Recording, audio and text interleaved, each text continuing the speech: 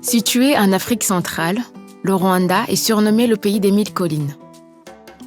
Avant la colonisation, il était l'un des principaux royaumes de la région des Grands Lacs. La société rwandaise était agro-pastorale et composée de 3 groupes socio-économiques, Hutu, Tutsi et Twa, partageant la même identité, la même langue et une histoire commune. En 1897, l'Allemagne impose son protectorat au Rwanda.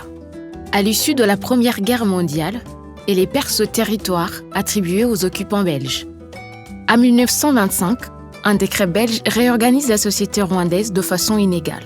Les chefferies des terres, des pâturages et de l'armée sont désormais uniquement attribués à des Tutsis. Selon l'idéologie raciale des colonisateurs, les Hutus et les Twa seront les autochtones du Rwanda et les Tutsis des métis élevés au rang de caste dominante. À partir de 1931, les cartes d'identité mentionnent l'ethnie Hutu, Tutsi ou Twa. Cette politique de classification va progressivement exacerber les tensions entre Rwandais. Un mouvement d'opposition à la domination Tutsi se développe peu à peu chez les Hutus. Il trouve son expression dans le Manifeste des Bahutu, un texte qui radicalise les différences Hutu-Tutsi. Les premiers massacres de Tutsis sont perpétrés en 1959. Des milliers d'entre eux fuient déjà les persécutions hors du Rwanda. La monarchie est abolie en 1961 et remplacée par la Première République. Ce premier gouvernement Hutu promeut une politique d'exclusion des Tutsis auprès de la population civile, mobilisée dans cette chasse impitoyable. Les enseignants et élèves Tutsis sont expulsés des établissements scolaires, les maisons incendiées ou pillées.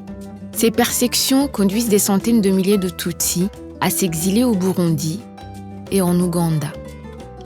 La Deuxième République Hutu de 1973 perpétue la discrimination anti-Tutsi. Des quotas ethniques sont appliqués à tous les domaines de la vie publique.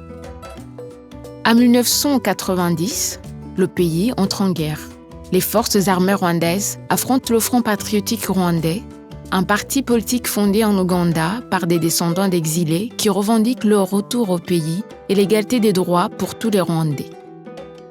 À cette période, l'idéologie anti-Tutsi est véhiculée par les médias.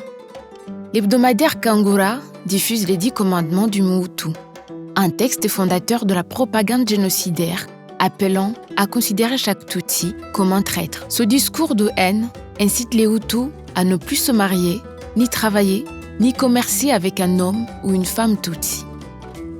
À partir de 1993, la radio-télévision libre des 1000 collines travaille à la stigmatisation des Tutsis à travers rumeurs, messages de haine et chants populaires. Les mots Inyenzi, cafard ou Inzoka, serpent, sont employés quotidiennement pour parler des Tutsis. Le 6 avril 1994, l'avion du président Hutu Juvenal Habyarimana est la cible d'un attentat. Sur les ondes de la radio, l'appel à la vengeance est lancé. Les Tutsis sont immédiatement désignés responsables de cet assassinat. Dès le lendemain, le 7 avril, des groupes de tueurs exécutent des battues sanglantes chez leurs voisins Tutsis.